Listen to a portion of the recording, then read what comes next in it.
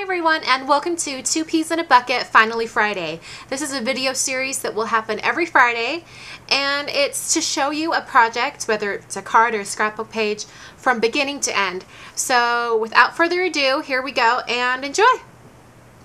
The first thing you need to do is cut, score, and fold your card base for your card. For the background pattern of this card, instead of using a pattern paper, I'm going to use this die-cut black paper from Little Yellow Bicycle. It's a really awesome paper, and I absolutely love it. And so what I'm going to do is I'm just cutting along the outside of the pattern. I just want to get most of the bulk off so I can work with it a little bit easier. And then I'm going to turn it over and start applying small bits of adhesive along the edges so that I can adhere it down to the card. After applying the adhesive, I'm pressing it down onto the front of the card, and then I'm going to take scissors and trim off all the excess around the edges.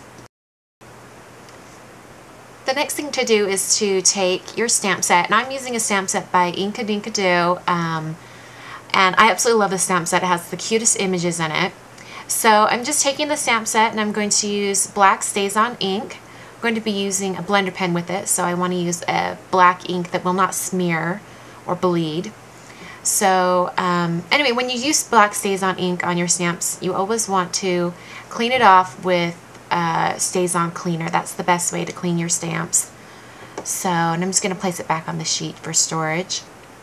The next thing I'm going to do is take some chalk ink, and I'm just going to press the ink pad straight onto an acrylic block so that I can pick up the ink with a blender pen. This is a Dove blender pen, and I love using a blender pen to make kind of a watercolor effect, but it's a little bit easier than using a watercolor pen.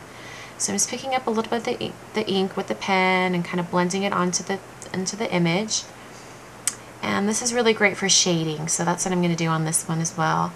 When you're ready to switch colors, just rub your pen against some scratch paper, and it takes all the color out of your blender pen. So I'm going to pick up some brown. Sometimes they come on pretty dark, so I always like to test out the colors before I apply them to the image. This is just one of the ways you can use, one of the techniques you can use to color in outlined images. You can use markers to color in, you can use watercolors, you can use watercolor crayons, you can use any inks and then a blender pen, or inks and a watercolor brush. There are many different ways. Color pencils. It's really limitless.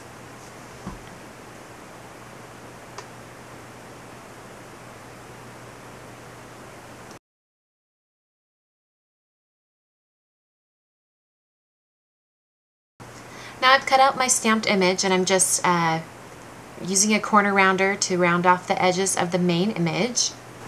I want to include a band of orange cardstock across the front of the card for my greeting, and so because I want it placed perfectly, I'm going to use a Stamp-A-Majig. This is a stamp positioner, and you just stamp on the clear sheet using the T-square, and then you can position your stamped image where you want it, and then replace the T-square, remove the clear sheet, and then using the ink you want, you can use it again. And I haven't moved the T-square, so this allows me, even though I used an orange ink and it didn't show up very well, I can go over it with a different color ink and it will be in the same exact spot as the orange ink was. So it's a total time saver and lifesaver. I absolutely love my Stamp-A-Majig. Another great tip I have for you is to use some sort of grid paper, or if you have a cutting mat that's a grid. I use it to line up the image, across the bottom and across the top, make sure it meets on the line at the bottom and also at the top, just so I can get the position correctly. Now I'm placing the stamped image over that band that I put the sentiment on, and it's looking a little bit plain to me, so I'm thinking I'm going to add some black brads just to even out the ends of the orange band of cardstock. And there we have it. Here's a finished card for you. I hope you enjoyed it, and I'll see you next week.